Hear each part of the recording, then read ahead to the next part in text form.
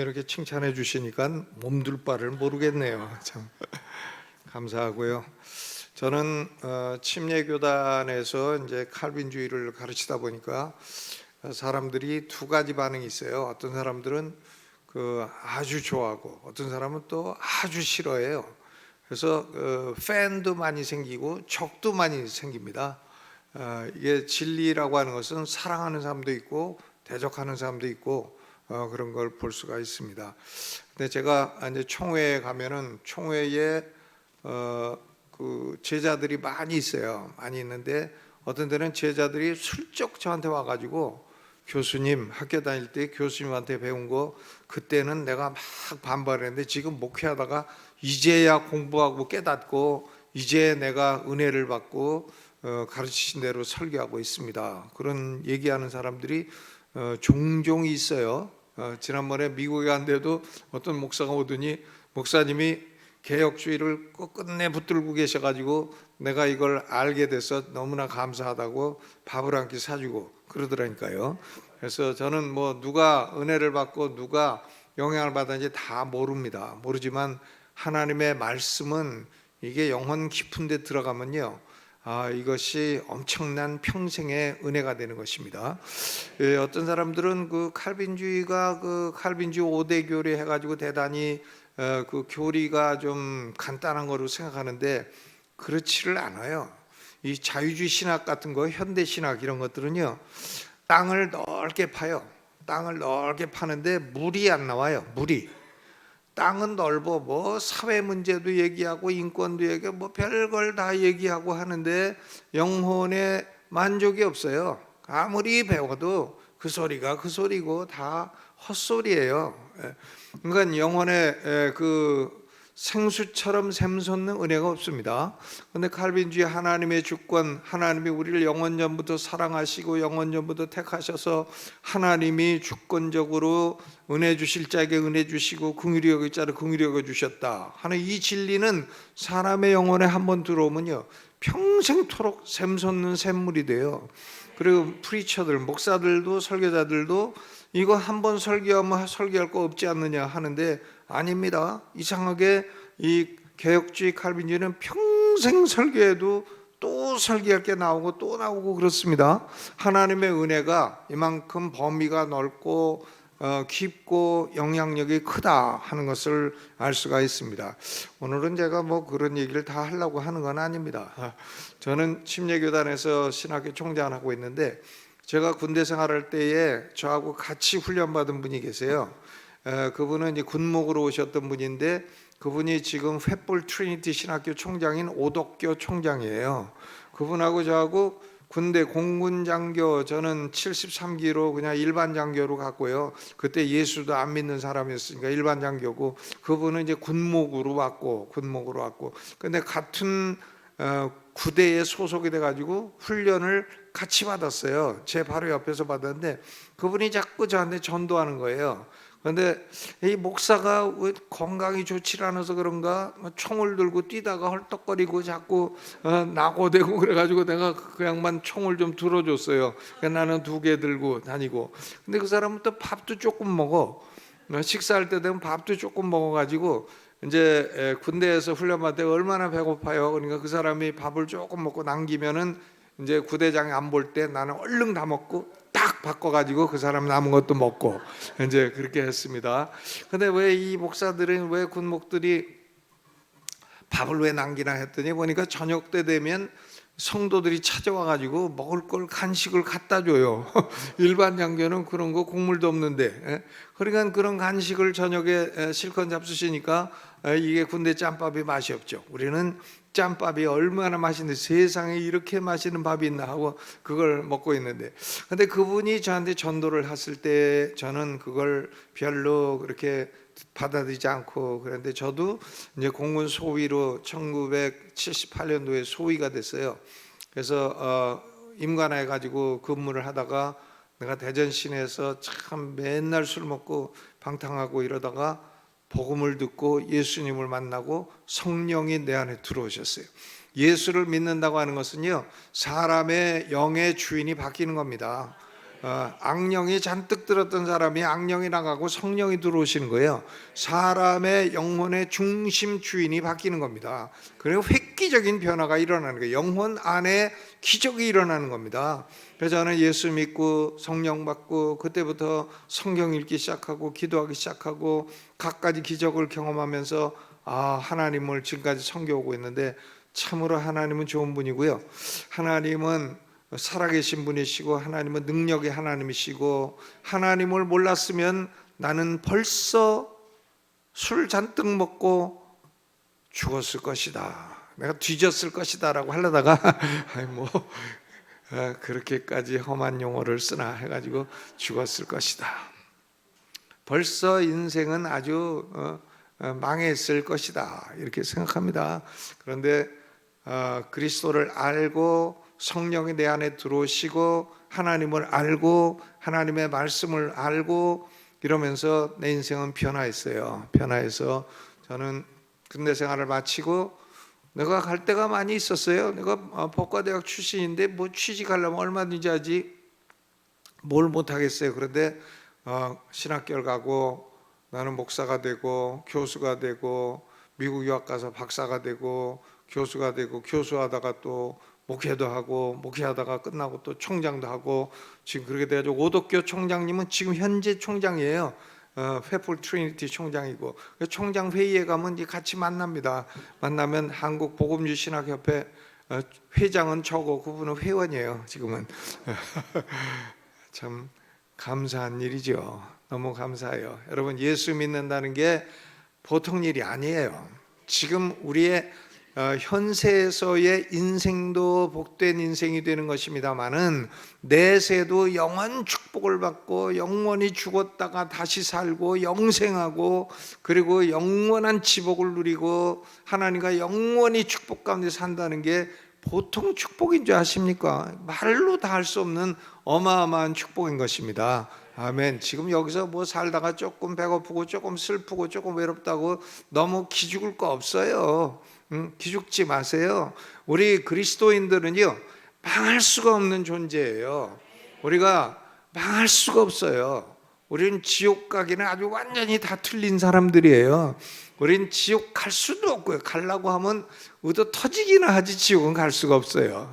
지옥 가려고 이렇게 자꾸 죄 짓고 그러면 하나님한테 몇 대 맞기나 하지 지옥은 못 간다 이거예요. 망할 수가 없어요. 우리는 광명한 해가 돋는 것처럼 그렇게 복된 인생들인 줄로 믿습니다. 우리 신앙생활에서 어제는 우리가 물질을 어떻게 할 건가, 물질은 우리가 그 물질을 가지고 물질의 종이 되어 살면 그 뭐 하겠어요? 저는 목회하면서 우리 교회는 한 성도가 5,000명쯤 됐는데, 강남중앙침례교회죠. 강남에 있는데 아주 이상한 게 있어요. 죽을 때 수백억을 넣고 그냥 죽어. 가져가시지 그거. 아니 수백억 갖고 왜 쓰지도 않고 그냥 죽냐고. 국가가 절반 가져가고 자식들끼리 쌈나고. 그거 쓰고 가시지. 구역에서 좀 짜장면도 좀 자주 사시고 밥도 자주 사시고 가난한 성도들 있으면 좀 도와주고 가시고 그러시지. 그 수백억 자기 재산이 어디 있는지도 몰라. 얼마나 돈이 많은지. 근데 그냥 돌아가셔.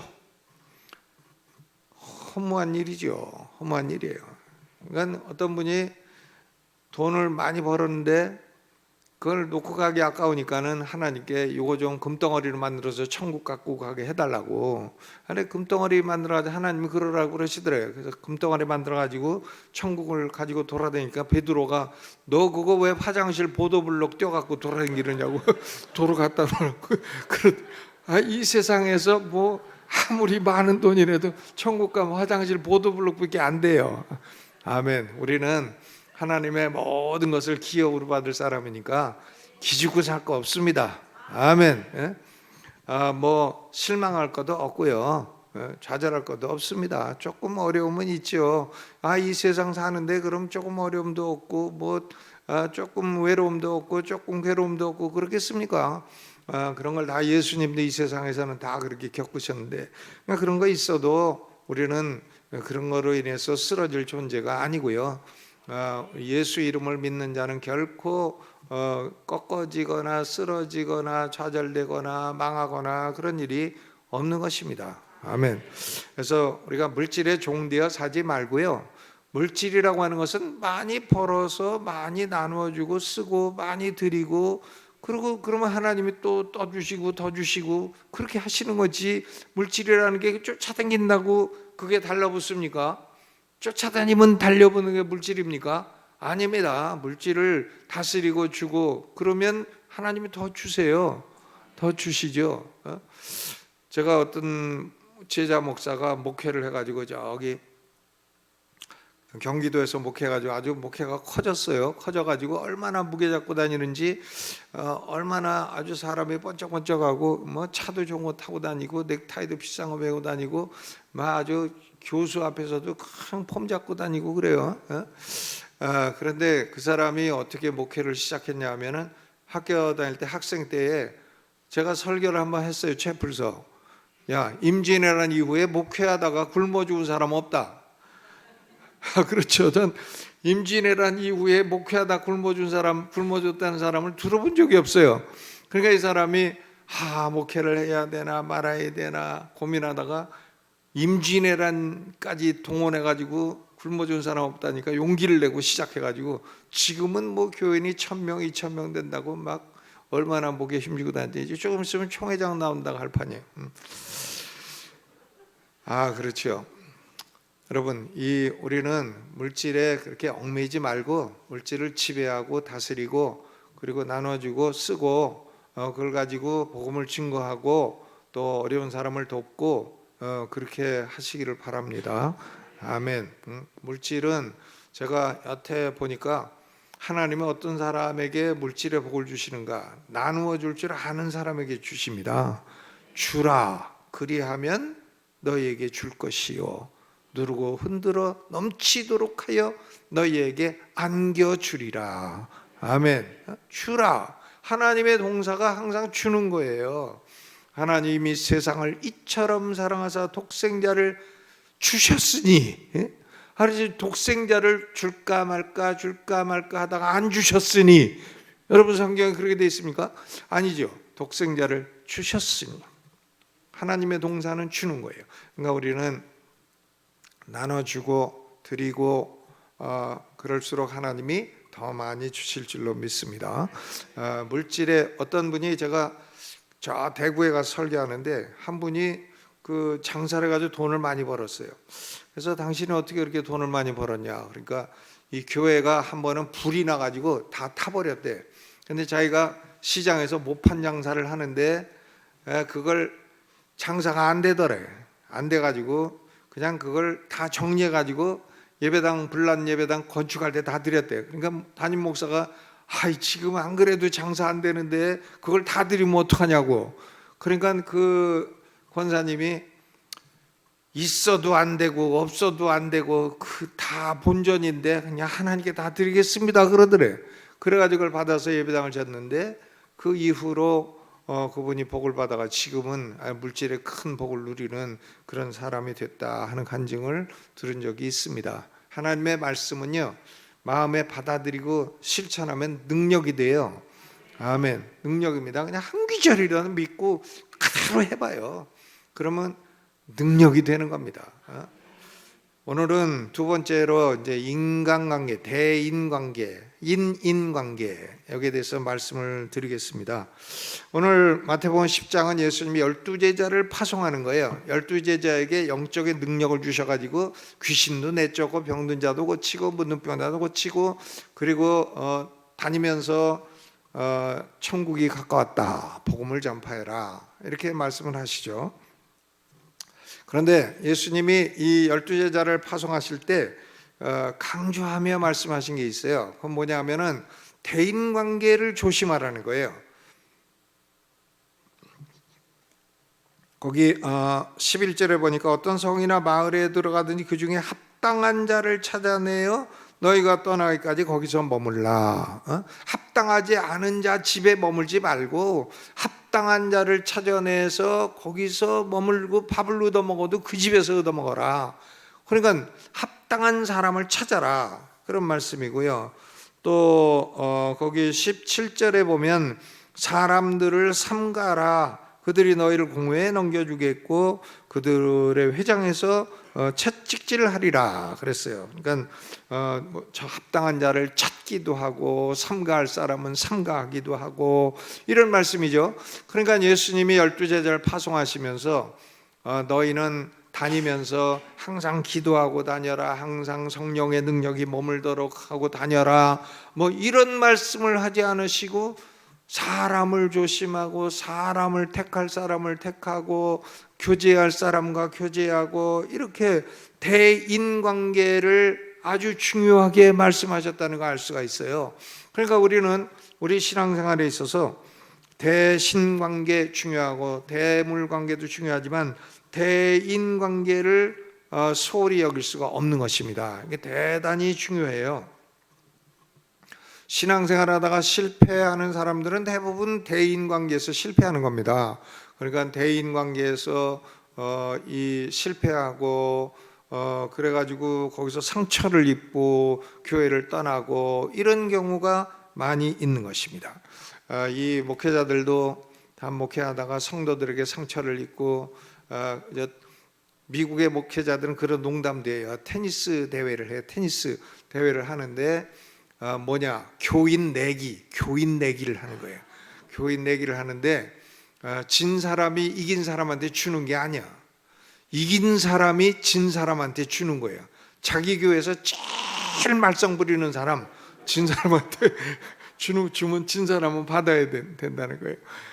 그러니 얼마나 이 목회자들도 목회하면서 성도들에게 상처를 입으면 그런 농담을 하겠어요. 그건 농담이죠. 실제로 또 어느 목사가 그러냐고 자꾸 묻고 그러지 마세요.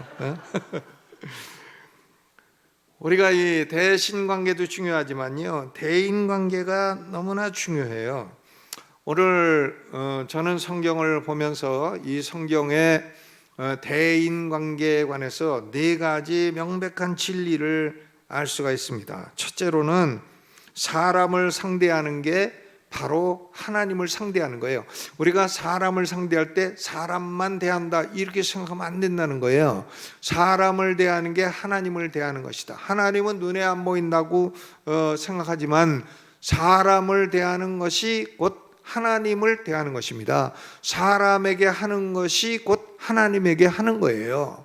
하나님에게 잘하지만 사람은 내가 알 게 뭐냐, 그게 아니단 말이에요. 사람에게 하는 것이 곧 하나님을 상대하는 것입니다. 그러니까 사람에게 어떤 언행심사를 했느냐 하는 것이 곧 하나님에게 어떤 언행심사를 하느냐 하는 것과 똑같다는 거예요. 그게 성경에 있는가? 있습니다. 예수님이 양과 염소의 비유를 통해 가지고 최후의 심판을 하실 때에 어떤 말씀을 하셨습니까? 마태복음 25장 40절 보니까 너희가 여기 내 형제 중에 지극히 작은 자 하나에게 한 것이 곧 내게 한 것이니라. 형제 중에 지극히 작은 자 하나에게 한 것이 곧 내게 한 것이라. 여러분, 그러니까 사람에게 한 것이 곧 예수님에게 한 것이에요. 그러니까 사람을 상대하는 것이 우리는 그냥 저 사람은 사람이다, 인간이다 이렇게 상대하지만 그게 곧 하나님을 상대하는 것이다, 그런 말씀이에요. 마태복음 25장 45절에도 내가 진실로 너희에게 이르노니 이 지극히 작은 자 하나에게 하지 아니한 것이 곧 내게 하지 아니한 것이라 그랬어요. 양과 염소를 나누시죠. 여러분, 예수님이 재림하실 때에는요, 양과 염소가 딱 갈라져요. 사람은 예수 그리스도의 양이 있고요, 염소가 있어요. 양과 염소가 누군지는 몰라요, 우리가. 그런데 예수님이 재림하실 때에는 그게 딱 갈라진다는 거예요. 양은 오른편에 두시고 염소는 왼편에 두시고, 양에게는 아버지께 복받은 자들이여 나와 창세로부터 너희를 위하여 예비된 영영한 나라를 상속하라. 양에게는 하나님 나라를 주시죠. 상속하라 말씀하시고, 염소에게는 반대의 말씀을 하십니다. 너희는 영영한 벌을 받아라. 너희는 영영한 벌을 받아라. 염소는 왼편에 있는 자들은 영영한 벌을 받게 되고 양들은 영영한 나라를 상속하게 되고 이렇게 딱 갈라지게 되는 것입니다. 뭐 어떤 분들은 종말론이 이상해요. 이상해가지고 예수님이 오시면은 구원받은 못 받은 사람 중에 또 이삭줍기라는 구원이라는 게 또 있다 그러고 하는데 난 그거는 아주 신학적인 거짓말 중에 상거짓말을 생각합니다. 예수님이 오시고 그냥 딱 갈라지는 거예요. 좋은 나무, 나쁜 나무 딱 갈라지고 좋은 고기, 나쁜 고기 딱 갈라지고 양과 염소 딱 갈라지는 거예요. 양은 영생에, 염소는 영벌에 들어가리라. 영생과 영벌이 딱 갈라지는 거지 무슨 뭐 1000년 동안 또 뭘 이삭줍기 구원이 있고 뭔 구원이 또 있고 난 그런 거는 여태까지 성경을 가지고 프리칭을 했어도 난 받아들일 수 없어요. 소위 그 근본주의, 세대주의 종말론은 난 받아들일 수가 없습니다. 예수님이 언제 오시나 몰라요. 아십니까 여러분? 모르죠. 어떻게 알아요? 그걸 안 되는 사람은 내가 여태까지 제가 역사가예요. 교회 역사를 가르친 전문가인데 교회 역사 속에 예수님 언제 오시는지 안다고 하는 사람 다 사기꾼이었어요. 그러니까 교회 역사에는 하나의 위대한 용어가 하나 있습니다. 그게 뭐냐면 Great Disappointment, 위대한 실망이라고 하는 거예요. 그건 예수님 재림 날짜를 맞추겠다 한 사람들은 다 틀렸어요. 한 사람도 맞은 사람이 없어요. 다 거짓말쟁이, 다 구라치고 뭔 기도하다가 계시를 받았다, 무슨 음성을 들었다, 또 구자 들어가는 애, 육자 들어가는 애는 또 꼭 그런 사람 나와요. 그러나 여태까지 한 번도 맞은 적이 없습니다. 여러분, 그런데 예수님이 오시게 되면 무슨 지상 천년왕국이 그런 거는 난 여태까지 설교해도 난 그런 게 있을 필요도 없다고 생각하고 그런 게 성경적인 기반도 아주 전혀 없다고 생각합니다. 왜? 예수님이 오시면 그대로 양은 영생에, 염소는 영벌에 들어가는 거지. 무슨 1000년 동안에 또 뭔 이삭줍기 구원이라는 게 있고 천년왕국에 들어간 나라가 있고 못 들어간 나라가 있고 그런다고 하는 것은 아주 크레이지한 해석이라고 생각해요. 아주 영어로 CRAZY. 아무리 대한민국의 위대한 목사들이 큰 교회 목사들이 설교를 했어도 아닙니다. 그것은요 진리가 아니에요. 심플리 아니에요. 예수님이 언제 오시나 모릅니다. 예수님이 오시면 어떻게 되나? 구원받은 사람은 영생에, 못 받은 사람은 영벌에 딱 갈라져요. 아멘. 그렇죠. 그런데 양들은요, 예수님이 양들에게 말씀하십니다. 내가 줄일 때에 너희가 먹을 걸 주었고 내가 목마를 때에 너희가 나를 마시게 하였고 나그네 되었을 때에 나를 영접하였고 벗었을 때에 내게 옷을 주었고 병들었을 때에 돌아보았고 옥에 있을 때 와서 면회를 했느니라. 면회라고는 안 돼 있어요. 와서 보았느니라. 그렇죠. 그러니까 양들은 아니 우리가 언제 그렇게 예수님에게 했습니까? 하니까 너희가 이 지극히 작은 자에게 하나에게 한 것이 곧 내게 한 것이니라. 염소들에게는 너희는 내가 주려도 먹을 걸 안 주었고 내가 목마를 때에도 마시게 하지 아니하였고 내가 나그네 되었을 때에도 영접하지 않고 벗었을 때에도 옷 한 벌 준 적이 없고 병들었을 때에도 돌아본 적이 없고 옥에 갇혔을 때에도 와서 돌보지 아니했느니라. 그러니까 염소들은 언제 안 했습니까? 그래. 자기들이 안 한 것도 몰라. 다시 말해서 자기 객관화가 안 되는 인물들이다 이거예요. 자기가 뭘 안 했는지 뭘 했는지도 몰라요. 몰라. 전혀 몰라. 안 하고도 안 한 줄도 몰라. 그러니까 너희가 이 가운데 지극히 작은 자 하나에게 하지 아니한 것이 곧 내게 하지 아니한 것이다. 이렇게 예수님이 말씀을 하신 것입니다. 그렇죠?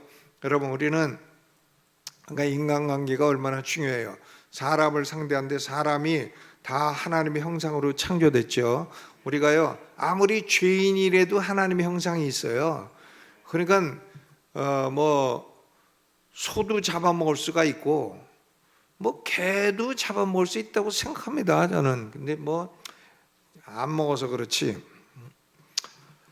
그리고 사람들이 하도 혐오 음식이라고 하니까 그렇지, 왜 개는 하나님의 형상으로 지음받지 않았어요.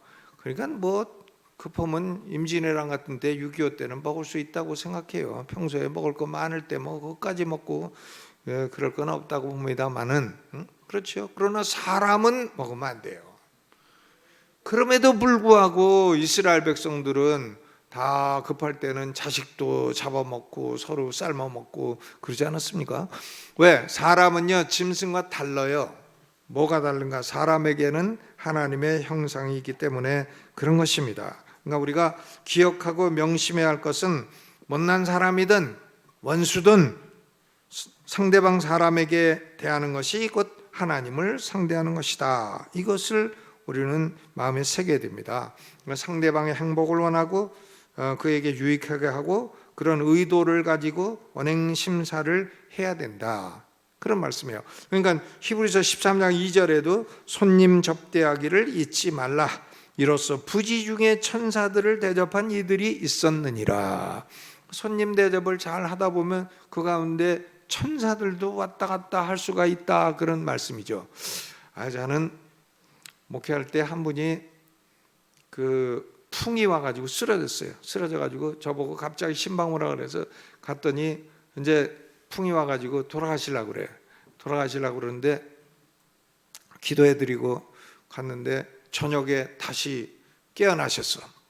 깨어나서 아니 뭐 어떻게 저보고 다시 오라 해서 갔더니 어떻게 깨어나냐 하니까 천사 둘이 왔더래. 천사 둘이 와가지고 이 사람의 영혼을 데리고 가야 된다. 그러니까 이 집사님이 가만히 있다가, 아이고 천사님, 내가 교회에다가 건축헌금 선교헌금 약속하는 거 있는데 선교헌금 내가 그거 다 못 냈으니까 그거 좀 내고 가게 해달라고. 그러니까 천사들이 회의를 하더니 하나님께 갔다 온다고 하더래. 그러니 한 천사가 갔다가 오더니 진짜 내나 안 내나 보자. 그리고 둘 다 가더래. 그래가지고 그분이 그 후로부터 깨어나가지고 한 달에 100만 원씩 선교헌금 꼭꼭 하잖아요. 아직까지 살아계셔. 10년도 지났는데. 예? 웃겨요. 문 집사님. 우리 처가가 문신데. 그러니까 그분 머리도 좋아. 죽을 때 천사가 영혼을 데려가려고 하니까 아이고 헌금 약정한 거 다 하고 가게 해달라고 하니까 천사가 천국으로 돌아가더래. 머리도 좋아. 그러니까 부지 중에 사람을 대접하다 보면 천사를 대접한 이도 있다, 이런 말씀이 있어요. 그러니까 첫째 원리는 사람을 대하는 것이 곧 하나님을 상대하는 것이다. 두 번째 원리는요, 다른 사람을 상대하여 행한 것이 곧 나에게 행한 것이에요. 내가 나를 잘 대하려면 어떻게 해야 되나? 내가 나를 사랑하고 나를 잘 대해야 될 거 아니에요. 나를 행복하게 하고 나를 유익하게 하고 내가 잘 되게 하고, 그거 어떻게 해야 되나? 그것은요, 다른 사람에게 행복하게 하고 유익하게 하고 하면 그것이 곧 내가 나한테 하는 게 된다, 그런 말씀입니다. 왜냐 12절에 보면 그 집에 들어가면서 평안하기를 빌라. 그 집이 평안을 받기에 합당하지 아니하면 그 평안이 너희에게 돌아올 것이요 라고 그랬어요. 13절에 평안하면 그 평안을 그 집이 받을 것이고, 평안하기에 합당하지 않으면 그 평안이 너희에게 돌아올 것이다. 여러분 한번 봐요. 어떤 집을 방문을 했는데 그 집이 아주 나쁜 놈이야. 아주 천벌을 받아 마땅한 놈이야. 아주. 그러면 정말 나쁜 놈이야. 세상에 같은 하늘 아래 살아서는 안 되는 그런 인간이야. 그러면 들어갈 때 그 집을 저주합니까? 축복합니까? 뭐 저주를 말로는 못해도 속으로는 이제 뭐라고 하고 들어가겠죠. 내가 이런 인간 집에 왜 와야 되나 그러면서 하고 들어갈 겁니다. 근데 지금 예수님 말씀은요, 그런 집이라도 평안하기를 빌어주려는 거예요. 그럼 그 집이 평안을 받기에 합당하면 그 집도 평안을 받고 나도 평안을 얻고, 그 집 한몫 나 한몫, 이렇게 되는데 그 집이 아주 나쁜 놈이라 평안을 받게 합당하지 않으면 그 집은 빵, 나는 그 평안이 나한테 와서 나는 두목, 이렇게 된다는 거예요. 그 사람이 받을 평안을 나에게 오게 된다. 그런 말씀이에요. 그 평안이 너희에게 돌아올 것이요, 그랬습니다. 그러니까요, 로마서 12장 14절에도 너희를 핍박하는 자를 축복하라, 축복하고 저주하지 말라 그랬어요. 이게 목회도 하다 보면 참 성도들도 그 목회자하고 안 맞아가지고 목회자를 막 비난하고 하는 사람도 있을 수 있고, 그런데 그래도 축복하라는 거예요. 축복해. 그리고 저주하지 마라. 그래서 목사가 신방 자주 다니면 저 목사는 앉아서 공부는 안 하고 돌아다니기만 하나, 또 앉아서 공부만 하면 저건 왜 신방도 안 가고 앉아서 공부만 하나, 탁구 쳐서 이기면 저건 기도는 안 하고 탁구만 쳤나, 탁구 쳐서 치면 저건 뭘 할 줄 아는 게 있나. 그러지 않겠어요? 뭐 이래도 욕하고 저래도 욕하고. 그런데 그렇게 하지 말고 핍박하는 자를 축복하고 저주하지 말라. 왜냐하면 그게 원수 같은 사람이라 하더라도 그 사람을 축복한 것이 나한테 축복이 되더라는 거예요. 그 사람을 저주하지 않은 것이 나를 사랑한 것이 되더라, 그런 말씀인 것입니다. 그래서 저는 목회할 때에도 이 고린도전서 4장 12절로 13절에 사도 바울의 목회 철학이 세 가지가 있어요. 사도 바울이 마음에 두고 목회할 때 한 게 세 가지예요. 뭐냐면 후욕을 당한즉 축복하고, 핍박을 당한즉 참고, 비방을 당한즉 권면하고. 어려워요. 바울이 참 도사는 도사예요. 그러니까 when we are cursed, we bless. 그러니까 내가 저주를 당하면 그 저주한 사람을 내가 저주하는 게 아니라 도리어 축복한다는 거예요. 후욕을 당한 즉 축복하고. 여러분 됩니까? 가능해요? 네. 내가 칼빈주의를 설계했는데 나를 저주해. 그러면 아이고 저 인간은 저주와 함께 망해라 그래야 돼요? 아니면 하나님 저 인간도 축복을 해 주시옵소서 그래야 돼요? 바울은 후욕을 당한 즉 축복하고, when we are cursed, we bless. 저주를 당한 즉 복을 빌고. 두 번째는 핍박을 당한 즉 참고, when we are persecuted, we endure. 영어 발음이 맞는지는 모르겠습니다. 핍박을 당할 때는 우리는 견디고, 참고 견뎌. 핍박당할 때 견뎌. 때리면 맞아. 저의 원로 목사님이 김충기 목사님이신데, 김충기 목사님도 한때 교인들하고 막 다툼도 있고 그랬는데, 어떤 사람 좀 양아치 같은 사람이 김충기 목사님 목을 막 끌고 가고. 근데 그때 부목사가 그래요. 그때 김충기 목사님 보니까 그냥 가만히 끌려가시더라고. 그 위대한 부흥사가 양아치한테 그냥 목에 맞아가지고 끌려가시더래. 그러니까 핍박을 당하면 어떻게? 참어. 어렵죠. 그리고 비방을 당한 즉 권면한다. When we are slandered, we answer kindly. 중상모략을 당하면 친절하게 대답한다. 중상모략을 하는 사람을 향해서 친절하게 대답해. 친절하게. 어려워. 아주 어려워요. 난 이 세 가지를 마음에 두고 목회를 했는데 정말 어려워. 그래서 스트레스는 내가 안 받고 내 처가 다 받아서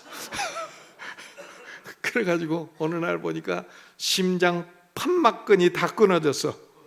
다 끊어져가지고 병원에 가가지고 피가 막 허파로 막 들어가서 걷지도 못하고 숨도 못 쉬고 이런 상황이 돼서 건대병원 갔더니 어떻게 이 상태로 여기까지 걸어왔느냐고, 당장 수술해야 된다고. 그래가지고는 심장 판막이, 이게 판막이라는 게 우산줄 같아가지고 피가 들어가고 나가고 들어가고 나가고 이거 조절해주는 끈이거든요.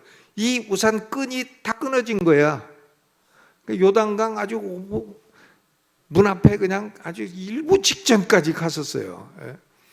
근데 그걸 다 이제 바느질로 해가지고 꼬매가지고는 지금 그래가지고 그 판막끈이 지금 꼬매가지고 지금 살고 있는 거예요. 저기 왔잖아요.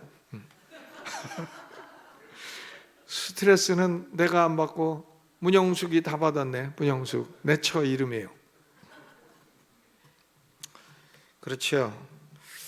근데 다른 사람이 저주하고 비방하고 욕하고 그래도요, 우리는 그걸 똑같이 하면 안 된다는 거예요. 그게 나한테 복이 안 된다는 거예요. 그래도 그 사람을 위해서 기도해주고 그 사람을 위해 축복하고, 남편 세상에 저런 왼수가 있나, 저 평생 왼수, 뭐 어떤 할머니가 자기 남편 보고 그러더만 평생 왼수라고. 근데 아무리 왼수라도 축복해, 우리 남편을 축복해 주시고 그러면 그 축복이 남편은 못 받아. 내가 2배로 받는다. 내가 2목을 받아. 그러니까 다른 사람을 대하는 것이 곧 내가 나를 대하는 것이다, 그런 말씀이에요. 그렇죠? 성경이 아주 분명해요. 이게요, 내가 남을 대하는 것이 곧 내가 나를 대하는 것이다. 내가 남을 사랑하면 곧 내가 나를 사랑하는 것이고, 내가 남을 축복하면 곧 내가 나를 축복하는 것이고, 내가 남을 도와주면 곧 내가 나를 도와주는 것이고, 내가 남을 불쌍히 여기면 곧 내가 나 자신을 불쌍히 여기는 것과 같다, 그런 말씀입니다. 놀라운 말씀이죠. 그렇죠? 세 번째로는요, 내가 어떻게 다른 사람을 상대했느냐에 따라서 나의 현세의 행복과 불행이 결정된다, 그런 말씀이에요. 내가 어떻게 남을 상대하느냐에 따라서 내가 현세가 행복해지기도 하고 불행해지기도 한다. 현세. 우리가 성경을 보면 여러 가지 예를 찾을 수 있습니다. 에스더서, 여러분 잘 아시죠? 에스더, 옛날 페르시아 아하수에로 왕 때의 왕비가 에스더예요. 에스더가 이제 그 유대인 딸인데 모르드게의 조카인데, 모르드게 조카인데 아하수에로 왕이 술 잔치하다가 자기 왕비 보고 나와서 좀 패션쇼를 하라고 하니까 왕비가 나도 왕비인데 가오가 있지 어디 신하들 앞에서 내가 패션쇼를 하겠느냐, 이래가지고 딱 왕의 명령을 거부하니까 폐위시키고 왕비를 구해서 에스더가 왕비가 됐어요. 그런데 그 페르시아의 아하수에로 왕 때에 국무총리가 있습니다. 국무총리가 이제 모르드게예요. 모르드게. 이름에 개가 들어가. 모르드게. 이 모르드게인데, 이 모르드게가 어디 동네 사람인가, 어디 출신인가 하면 아말렉 사람 아각 왕의 후손이에요. 아말렉 사람은 이스라엘 백성이 광야를 행진할 때 뒤에 처진 사람만 치는 아주 야비한 수준의 민족이에요. 그러니까 저는 하나님이 세상 사람 똑같이 사랑한다는 말을 믿질 않아요. 왜? 아말렉 족속을 천하에서 도말해버리라고 말씀하셨어요. 아말렉 사람을 사랑하셨다는 기록은 단 한 구절도 볼 수가 없어요, 저는. 그렇죠? 그런데 아말렉 왕 아각의 후손인 모르드게가 페르시아 왕 아하수에로의 국무총리예요. 국무총리 김민석 국무총리가 됐습니다. 국무총리가 됐는데 이 사람이 왕궁에 들어갔는데요, 거기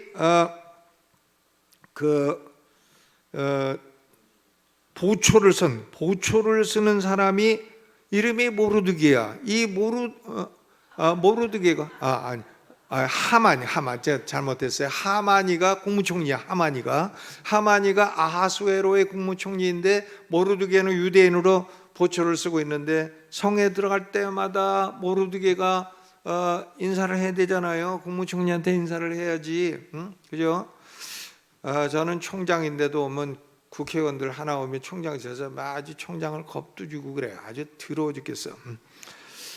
그래서 보면 아주 새까만 후배인데도 그래. 그런데 여러분, 국무총리가 오는데 이 문지기가 인사를 안 해요. 모르게가 인사를 안 하니까 모르드게는 왜 인사를 안 했나? 내가 유대인으로 저 아각 왕의 후손에게 인사할 수가 없다. 안 하는 거죠. 하나님이 천하에 도말하라고 한 족속인데 내가 인사를 할 수가 없다 해가지고는 하만이한테 인사를 안 했는데, 하만이가 성질이 나가지고는 모르드게를 죽여야 되겠다. 모르드게만 죽이는 거 가지고는 성이 안 찬다 해가지고는 유대인 학살 계획을 세웠어요. 학살 계획을 세워가지고 제비를 뽑았어. 제비를 뽑아가지고는 그래서 날짜를 정하고 모르드게를 죽이고 유대인을 전체를 학살하려고 했습니다. 자기 집에다가 50규빗이나 되는 큰 장대를 세워놓고 거기다가 모르드게 달아 죽이려고 했어요. 그런데 제비 뽑은 달,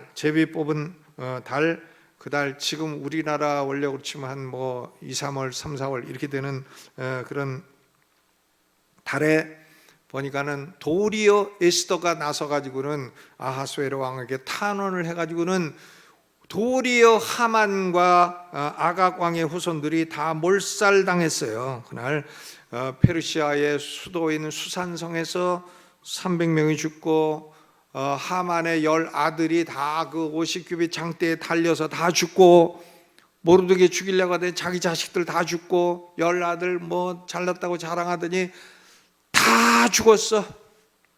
그리고는 수산성에서 300명, 전국에서 7만 5천 명이 다 죽었어요.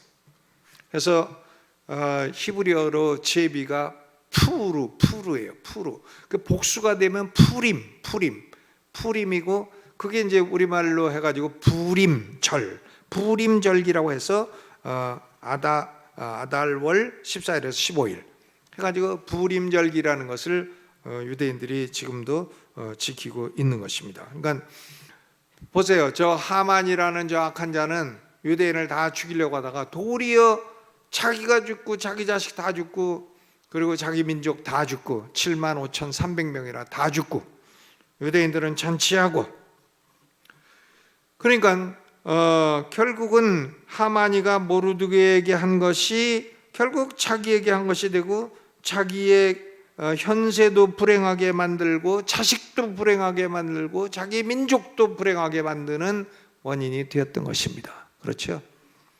제가 이제 시간이 이렇게 늦으니까 졸려 갖고요. 그래서 하만하고 모르드게하고 헷갈리기도 하고 그래요. 여러분들 다 이해를 하셨으리라고 생각합니다. 그죠? 물 좀 마시고 하겠습니다.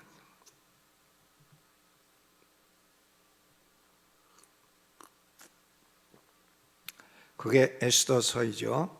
여러분, 사람에게 한 것이 어떻게 했느냐에 따라서 나의 행복과 불행이 결정돼요. 저 하만이는 모르드게와 유대인에게 잘못해가지고 불행해졌어요. 반면에 룻기에 나오는 룻과 나오미, 나오미는 남편이 있어요. 엘리멜렉, 나의 하나님이 왕이시다. My God is King. 엘 하나님이고 리 my God 엘리, 멜렉 킹 하나님이시다. 엘리멜렉이 남편이에요. 그 부인이 나오미가 엘리멜렉에게서 말론과 기럨이라는 두 아들을 낳고, 말론의 아내가 루시고 기럨의 아내가 오르바, 둘 다 이제 모압 여인이에요. 왜냐하면 예루살렘에 흉년이 들어가지고 모압에 가서 아들 둘이 장가를 들었습니다. 그런데 살다 보니까 나오미는 자기 남편 엘리멜렉도 죽고 두 아들 말론도 죽고 기럨도 죽고, 그러니까 새 과부집이 된 거예요. 새 과부집이 되니까 나오미가 불러놓고, 며느리 둘 불러놓고, 야, 니네 신으로 돌아가라. 그러니까 오르바는 안녕히 계세요 하고 갔고, 룻은 어머니의 하나님이 나의 하나님이고 어머니의 백성이 나의 백성이고, 어머니가 가는 곳에 나도 가고 어머니가 유숙하는 곳에 나도 유숙하고, 어머니가 죽는 곳에 나도 거기서 죽고 나는 끝까지 따라가겠다. 이 룻이 효심이 많은 그런 효부였다, 그런 얘기죠. 해서 이 룻은 나오미를 따라서 다시 베들레헴으로 돌아오죠. 베들레헴 돌아왔는데 거기서 누구를 만났나? 보아스를 만나가지고 거기서 결혼을 하게 되고, 보아스는 오벳을 낳고 오벳은 이새를 낳고 이새는 다윗을 낳았더라 해가지고는 룻이 모압 여인인데도 다윗의 증조 할머니가 됐다, 그런 말씀이에요. 여러분, 룻이 이게 모압 여인이에요. 유대인도 아니단 말이에요. 그런데 자기 시어머니 잘 모셨어. 시어머니 뭐 재산이 있는 것도 아니야, 뭐 등기된 땅이 있는 것도 아니야, 쥐뿔 아무것도 없는 시어머니.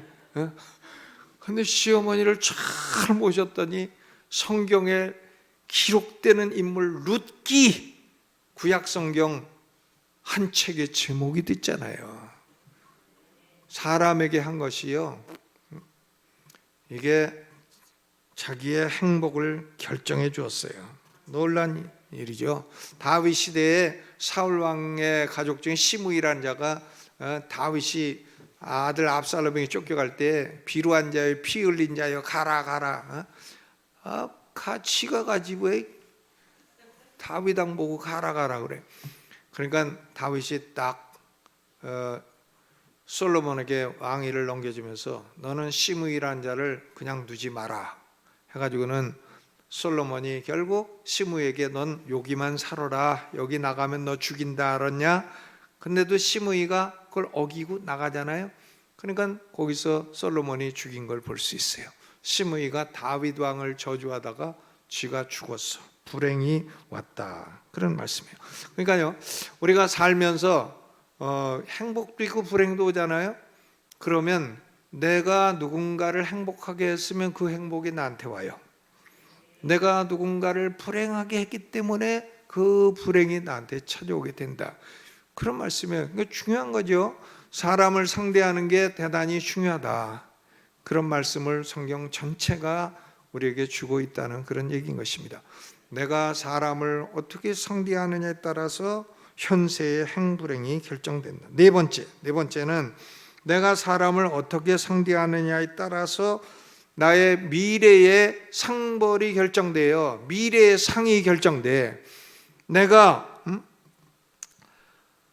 마태복음 10장 42절 누구든지 제자의 이름으로 이 소자 중 하나에게 냉수 한 그릇이라도 주는 자는 내가 진실로 너에게 이르노니 그 사람이 결단코 상을 잃지 아니하리라. 어린아이에게 주일학교에서 냉수 한 그릇 줬다. 냉수 한 그릇 줘도 천국에서 상을 잃지 않는다. 현세 행복뿐만 아니라 천국에서의 상까지도 대인관계에 의해서 결정이 된다. 놀라운 말씀이에요. 이게 보통 말씀이 아닌 것입니다. 그렇죠? 여러분, 우리가 천국 가서 하나님께 뭘 갖고 상을 받겠어요? 뭘 갖고? 내가 사람에게 잘한 걸 가지고 상을 받는다, 그런 말씀이에요. 제가 살다 보니까 참 사람을 괴롭히는 걸 아주 특징으로 하는 사람들도 많이 있어.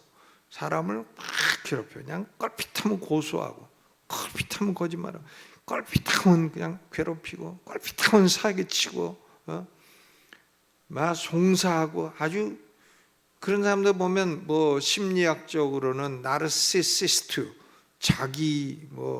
자기만 사랑하고 자기가 왕인 줄 알고 자기 말에 남들이 다 복종해야 되고, 뭐 그런 사람들이 보면 뭐 많이 있는 것 같아요. 나르시시스트들이 직장에 꼭 몇 명은 있을 겁니다. 아마 그런 사람들을 엮이면 인생이 아주 피곤해지는데 이 나르시시스트들은 결코 사람에게 잘해주질 않아. 자기의 필요가 있으면 잘해. 근데 이용해 먹고 확 버려. 이용해 먹고 버립니다. 그런데 그렇게 해가지고는 그 사람의 현세도 행복할 수 없고 내세의 상급도 국물도 없다. 노수프, 국물도 없어. 그죠? 제가 설교하면 제 처가 항상 두 가지를 얘기해. 짧게 해라, 말 빨리 해라. 근데 이제 시간도 많이 지났고요. 이 결론을 맺도록 하겠습니다. 결론을 맺는데 대인관계의 성공과 실패가 이만큼 중요한 거예요. 사람 관계에 성공하는 것이 성공의 전부고요, 사람 관계에 실패하는 것이 실패의 전부예요. 사람 관계, 대인 관계의 영향력과 범위가 현세 내세에 걸쳐서 이만큼 크다 하는 것을 우리는 분명히 알 수가 있습니다. 그러니까 사람 관계가 하나님에 대한 성패, 이것도 결정해 주고요, 또 사람 관계가 자기의 행불행, 이것도 결정해 주고, 사람 관계가 금생에서의 행불행, 이것도 결정해 주고, 내세 영원 천국에서의 상과 벌도 결정을 해 준다. 얼마나 대인관계라는 게 중요한 것입니까? 그리고 가정에서도 가족끼리 참 잘 대해야 되겠고, 또 신앙생활 하면서도 잘 대해야 되겠고, 성도들끼리도 잘 대해야 되겠고, 대인관계에 힘쓰고 대인관계에서 현세와 내세의 행복과 또 상급을 얻는 그런 대인관계에 성공하는 여러분 되시기를 주의 이름으로 축원합니다. 그러면 저는 이게 잘 되나? 잘 안 돼요. 내가 저런 인간하고 한 하늘에 살아야 되나? 이런 인간들이 많이 있어요. 많이 있어. 그래도 입술을 열어 저주하기는 싫어요. 그 사람도 하나님의 축복에 달라, 이런 말을 하고 싶죠. 왜? 하나님 말씀이 있기 때문에 그렇습니다. 어쨌든 우리는 하나님의 날개 그늘 아래 살아야 돼. 하나님의 날개 그늘 아래, 주 날개 밑 내가 편안히 쉬네. 십자가 그늘 아래 나 쉬기 원하네. 십자가 그늘 아래만, 제 처가 문영숙이 젊을 때 기도하다가 밤에 꿈을 하나 꿨다는데 십자가 밑에만 벌레가 없더래. 그러니까 십자가 떠난 딴 데는 온통 벌레가 세상에 득실득실 하더래. 십자가 아래 살아야 되고 하나님의 날개 그늘 아래 살아야 돼요. 아멘. 어른이나 애나 뭐 젊은 사람이나 아버지나 어머니나 아들이나 딸이나 다 하나님의 날개 그늘 아래 사시고 대인관계에 성공하는 여러분 되시기를 주의 이름으로 축원합니다. 자비로우신 하나님 아버지, 우리는 이 땅에 살아가며 하나님을 섬긴다 하면서도 대신관계 늘 신경 쓰면서 대인관계를 소홀히 하며 살았습니다. 은혜로우신 하나님 아버지, 우리는 하만이 모르드게를 죽이려 하다가 자기가 도리어 죽었고, 루시 시어머니를 축복하다가 자기가 큰 복을 받은 것을 분명히 우리는 성경을 통해 배웠습니다. 전능하신 하나님 아버지, 원수를 축복하고 저주하지 말라 하신 말씀이 원수 좋으라고 하신 말씀이 아니라 도리어 우리가 우리 자신을 축복하는 그런 길이요, 그것이 하나님의 말씀임을 우리가 다시 마음속에 새겼습니다. 사람을 상대하는 것이 하나님을 상대하는 것이고, 사람을 상대하는 것이고, 내가 나를 상대하는 것임을 다시 한번 깨달아서 우리가 다 대인관계에 성공하는 우리가 되게 하여 주옵소서. 우리의 마음속에 참 미운 사람도 많이 있고, 이 세상에 살아가며 참 같이 살기 어려운 사람들도 많이 있습니다. 은혜로우신 하나님 아버지, 그러나 그들도 다 하나님의 형상으로 지음받은 존재라는 것을 우리 마음에 새기고 사람을 대하며 살아갈 수 있도록 축복해 주옵소서. 우리가 지금까지도 화해하지 못하고 사는 사람들 많이 있습니다. 주님, 주께서 우리가 하나님의 원수였을 때에 우리를 예수 그리스도가 하나님과 화목시키고자 예수님이 피 흘려 죽으시고 우리 죄값 갚으시고 하나님과 화목케 하신 것을 우리는 복음이라 듣고 믿고 있습니다. 주님, 이 땅에 살아가며 우리도 사람들과 화목하지 못한 사람들과 다 가족 간에도 화목할 수 있게 해주시고, 또 사회생활에서도 화목할 수 있게 해주시고, 주님, 때로 우리가 부족할 때 성령께서 우리에게 화목할 수 있는 능력과 지혜를 부어 주옵소서. 예수님의 이름으로 기도하옵나이다. 아멘. 우리